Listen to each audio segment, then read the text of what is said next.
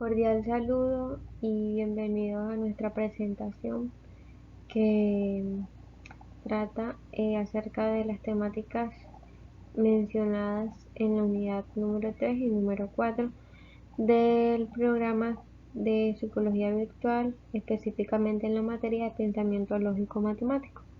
Los integrantes de este grupo son Leymar Pérez, Silvia Ramírez, Angie Villamizar y mi persona, Silney Guaram.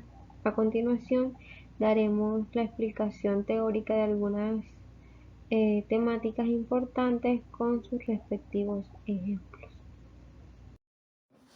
Mi nombre es Angelicet y les vengo a exponer sobre el tema del razonamiento abstracto. ¿Qué es el razonamiento abstracto? Estos son procesos cognitivos que mediante la reorganización de secuencias abstractas se logra producir una información nueva como conclusión. Este es tipo lógico. Ok, tenemos aquí el primer ejemplo. Se logra observar que son fichas de dominó y que hay tres figuras que ya nos dan los puntos, ¿cierto? Entonces tenemos que empezar a deducir cuál sería la cuarta ficha. De esta manera se logra apreciar algunos datos, que son los siguientes. El ejercicio consiste en la secuencia de fichas de dominó. Cada ficha tiene un total de 5 puntos, independientemente si está en la parte superior o inferior de esta. Este razonamiento abstracto es simple. Entonces, volvamos al ejemplo.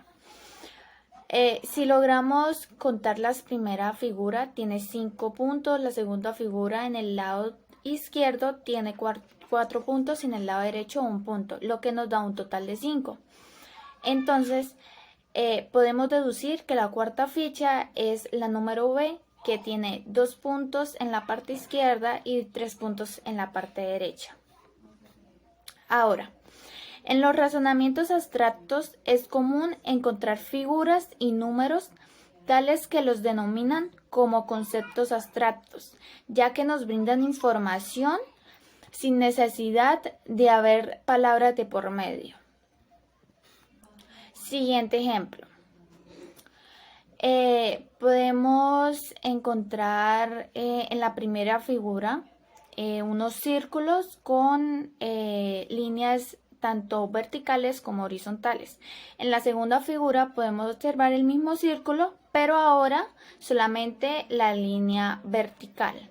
Ahora, en la tercera figura podemos encontrar líneas tanto verticales como horizontales. Entonces nos preguntan que cuál sería la cuarta figura, deduciendo que solamente hay líneas tanto vertical como horizontal y manteniendo la secuencia de esta.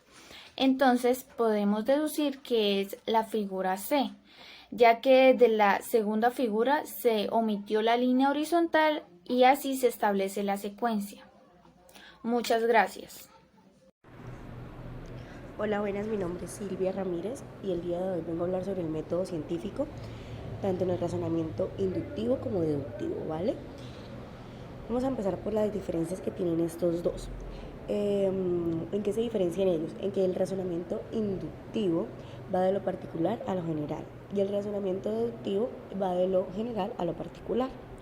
Se dice que el razonamiento inductivo es todo aquel que logra observar, que logra registrar, que logra analizar, que logra realizar experimentos y por ende logra comparar, ¿vale?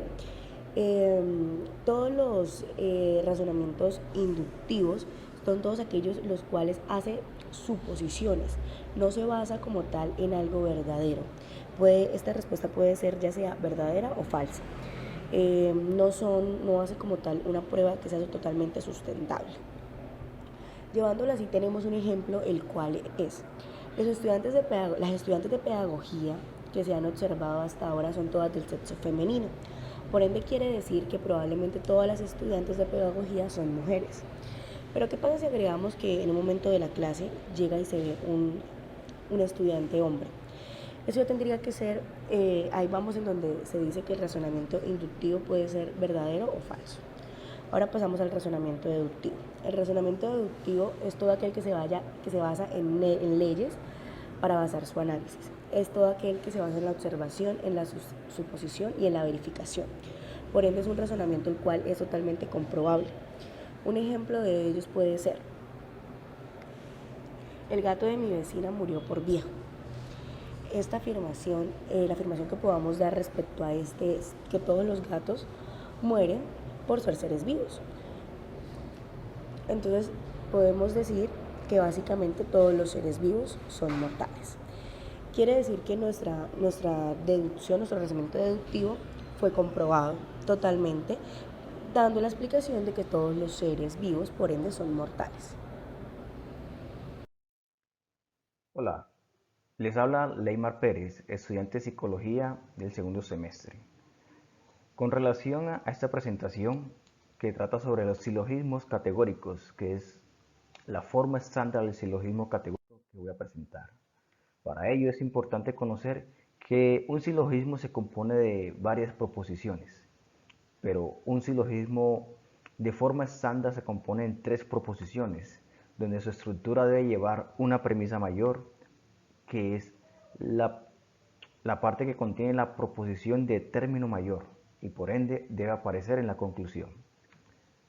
También tenemos la premisa menor, que es la proposición que contiene el término menor. Y por último, la conclusión, que es donde debe aparecer la premisa mayor.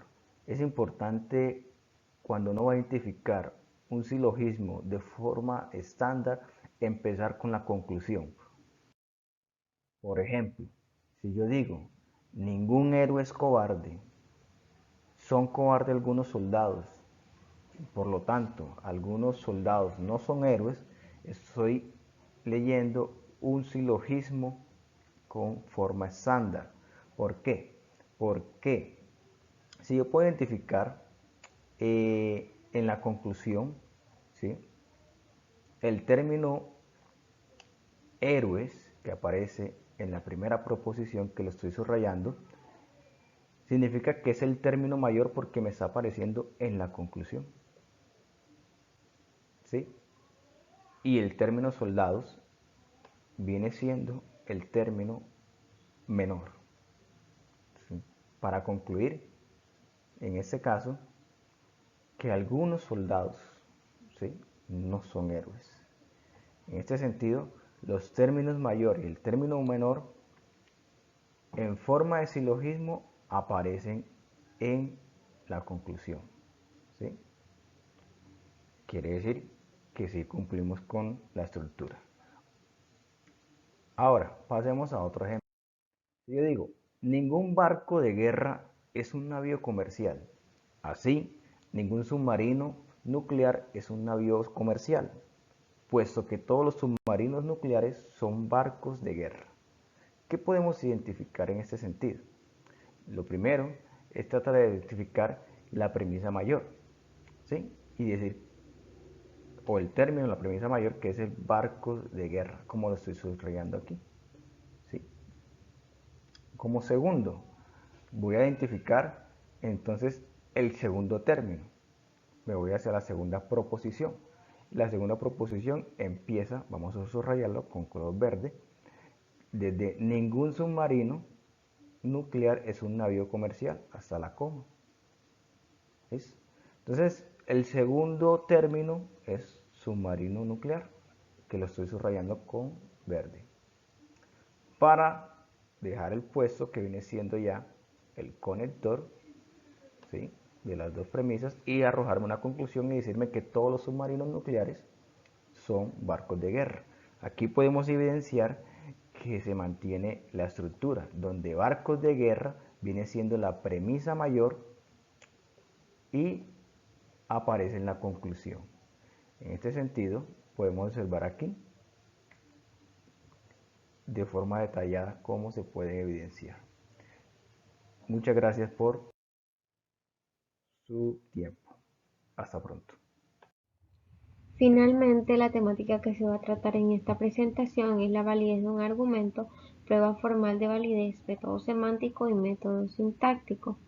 Para iniciar, describiremos que la validez de un argumento se basa en la relación de la consecuencia lógica que existe entre su premisa y su conclusión.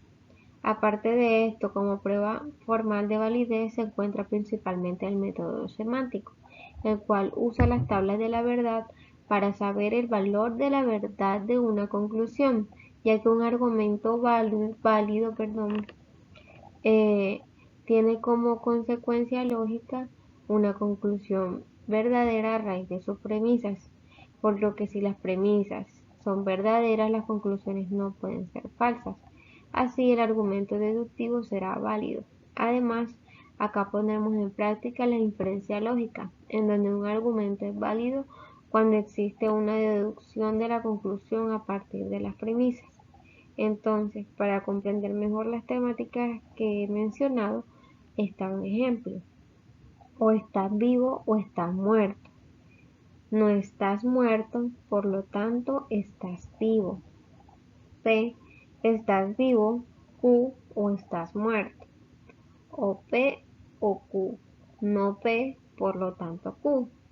Como dije anteriormente, si no estás muerto, estás vivo. El método sintáctico. En este método, pues se sigue la lógica de una idea inicial, donde se establece una dirección, pues mediante unos pasos correspondientes para llegar a considerar válido un argumento. Entonces se siguen pues una serie de pasos, como lo mencioné, donde el primero es que tenga un orden ABC, es decir, que no se han alterado el orden de las premisas, ya que esto pues puede tener algunas consecuencias negativas, lo cual veremos en el último paso. Segundo paso, la mente es la que establece la evaluación lógica. Sin ella no se puede llegar a ningún tipo de conclusión. Y tercero, como lo mencioné en un principio, dependiendo del orden se puede obtener una conclusión diferente a lo que se esperaba en un inicio. Es por ello que es muy importante pues el orden para así considerar válido o no un argumento. Por ejemplo, las monjas hacen promesa de pobreza y humildad. Laura es una monja, por lo tanto, Laura hizo una promesa de pobreza y humildad. Es aquí donde vemos cómo una idea inicial se desarrolla totalmente con lógica hasta el final. Muchísimas gracias por su atención. Espero hayan comprendido las temáticas y hayan disfrutado de nuestra presentación.